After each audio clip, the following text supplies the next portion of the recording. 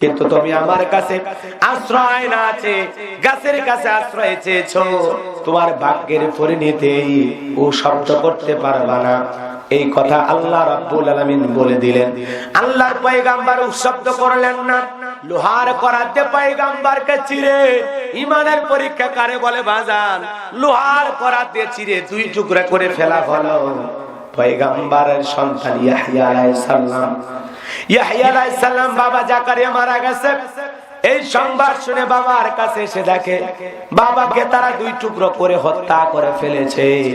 বাবার দুই টুকরা লাশ যে চোখের পানি ছেড়ে দেখা দেয়ার বলে, ইহুদিরা রে, আমার বাবাকে বিনা দোষে দোষী কইরা মিথ্যা অপবাদ দিয়া দুই টুকরা করেছিস।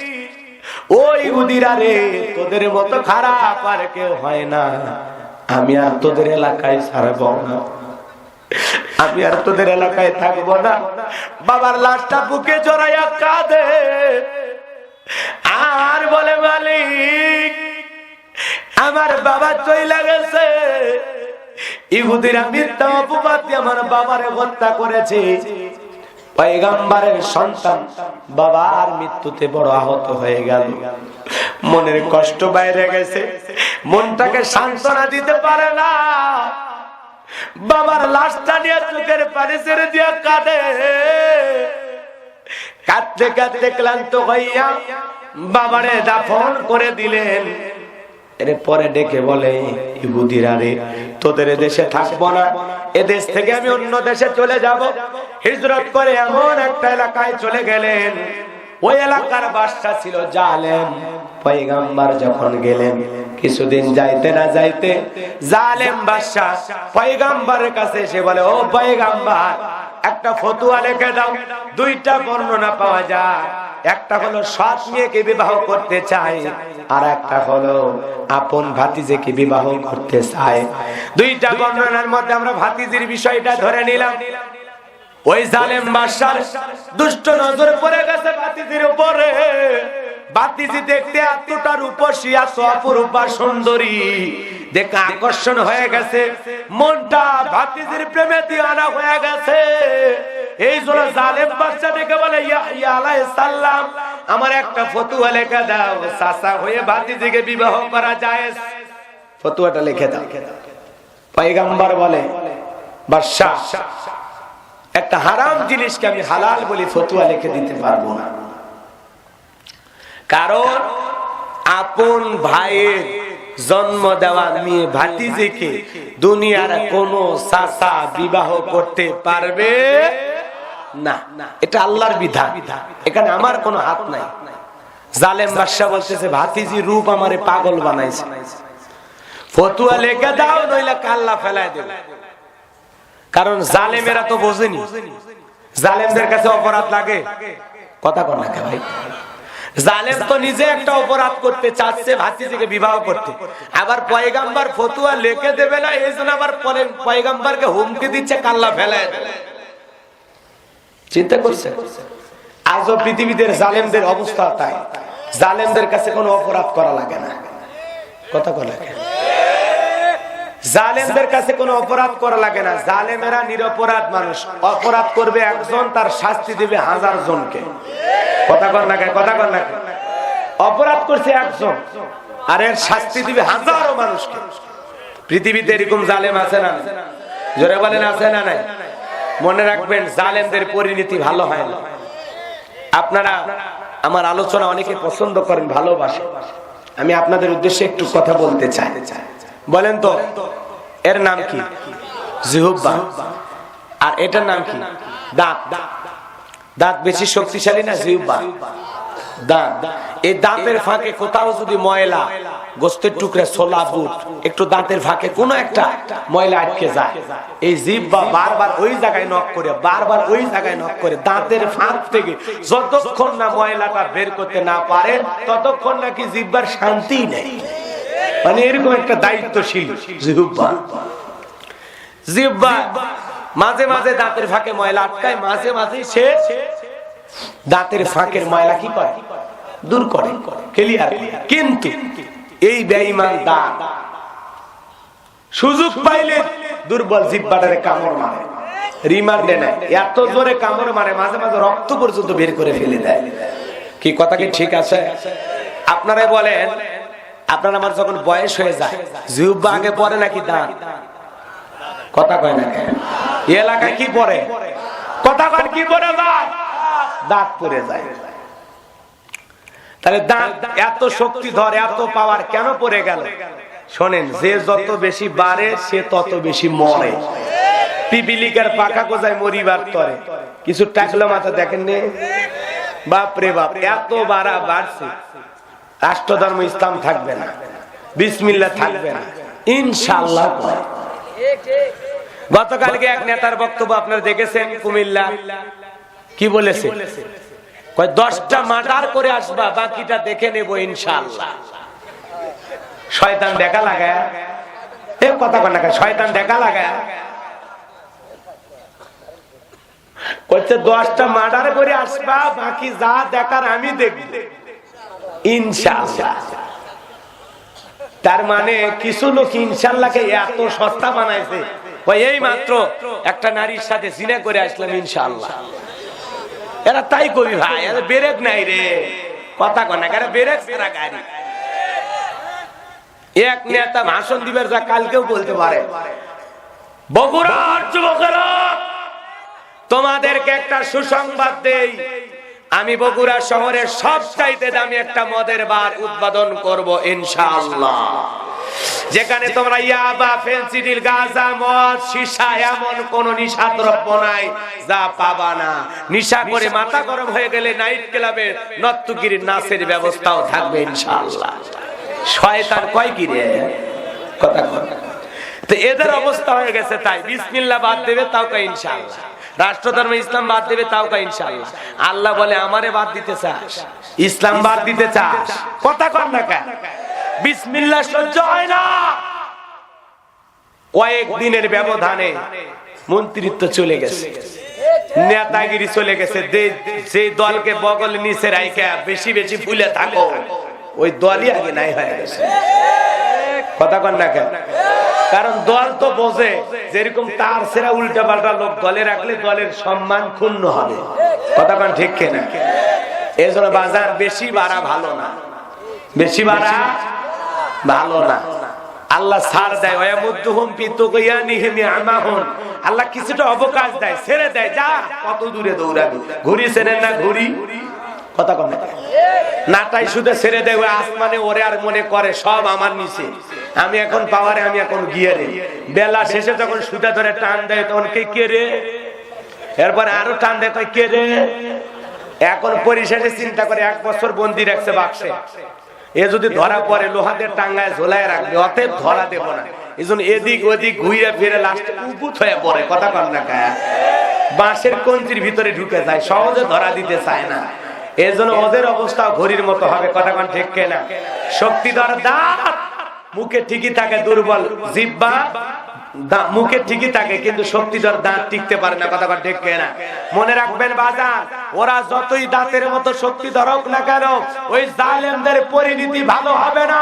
আরে দুর্বল সবাই নির্যাতিত মাজলুম মুসলমানদেরকে আল্লাহ পাক শেষ বিজয়ের হাসি হাসাবেন ইনশাআল্লাহ। বেলা শেষে বিজয় আমাদেরই হবে।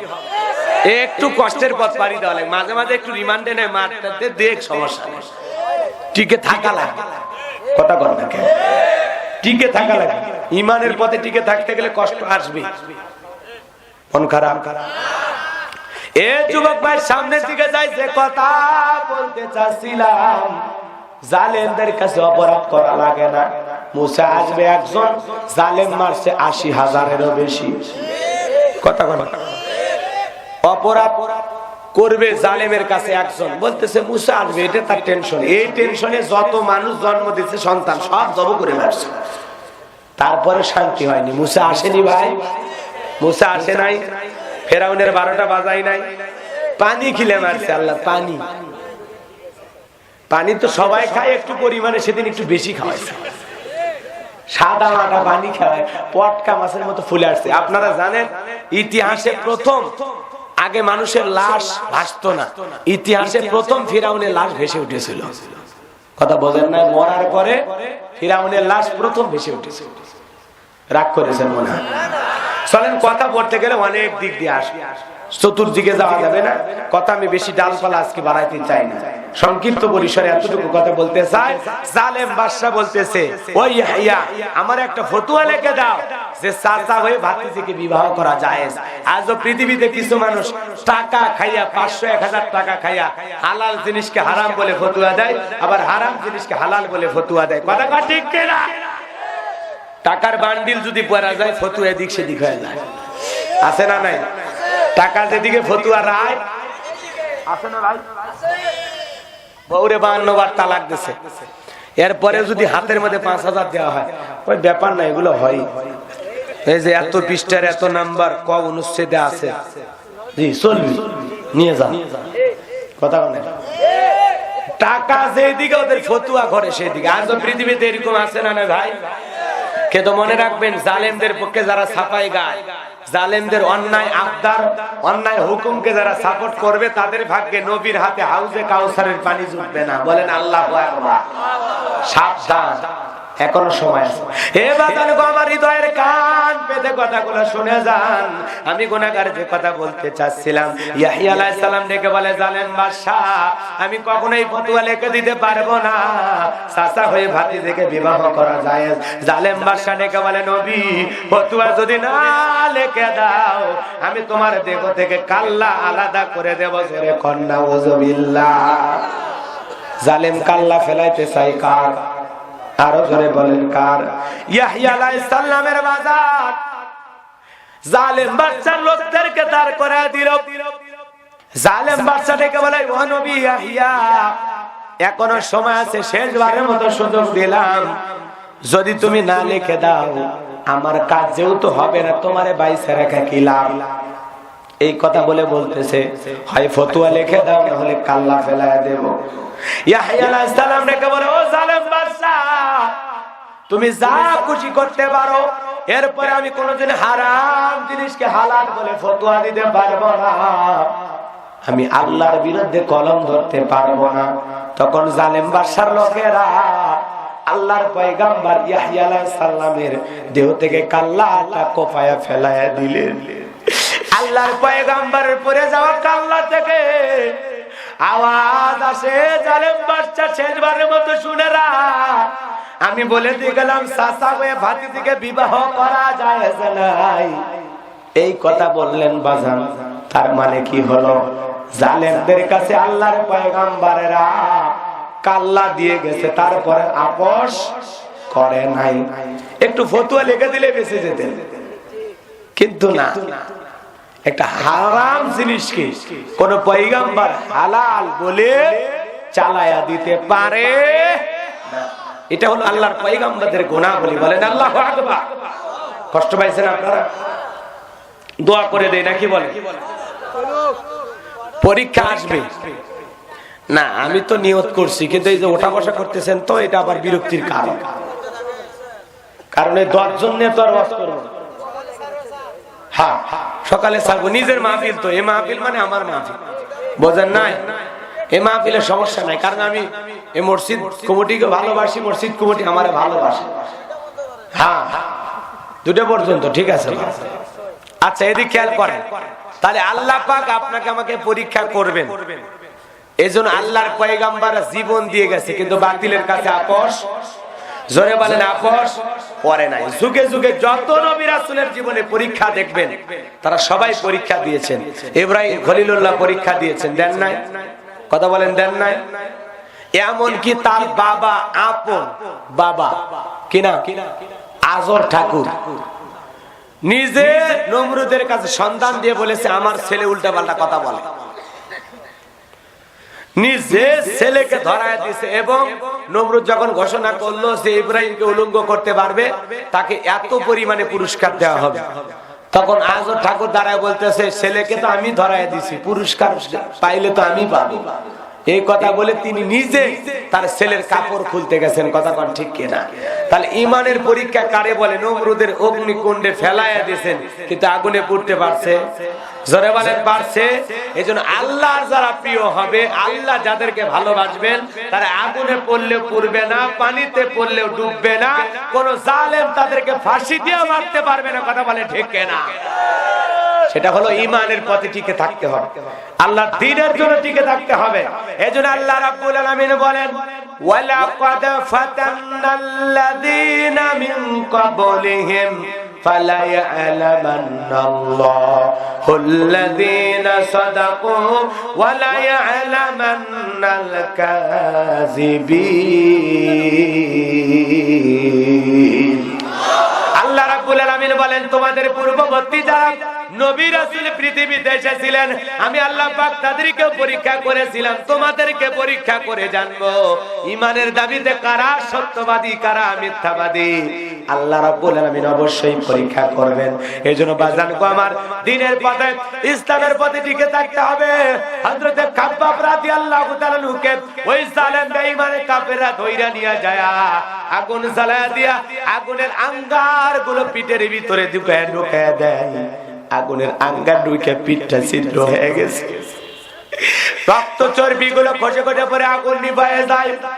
এত কষ্ট হযরতে খাব্বাব রাদিয়াল্লাহু তাআলা নুকে দেওয়া হলো। বাজার নবীজির কাছে চলে গেলেন, সাহাবীরা ডেকে বলেন, নবী গো, মাতা নাসরুল্লাহ, আল্লাহর সাহায্য কবে আসবে? আর তো পারি না। নবী ডেকে বলেন, সাহাবীরা এতটা অস্থির হলে চলবে না।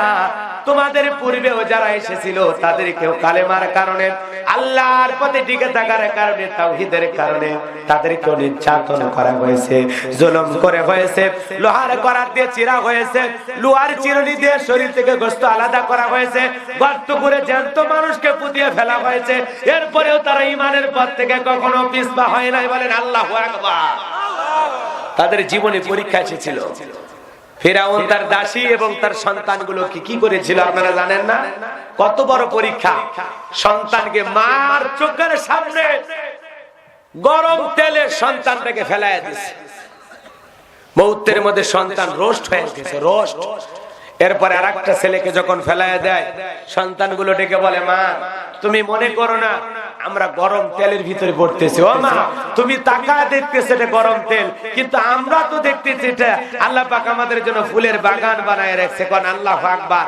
ও মা, এই জন্য খবরদার ওই জালেমকে কখনো রব বলে স্বীকার না করে আসো মা, আমরা সবাই একত্রে জান্নাতে যাই। এজন্য তারা গরম তেলে পুড়তে রাজি।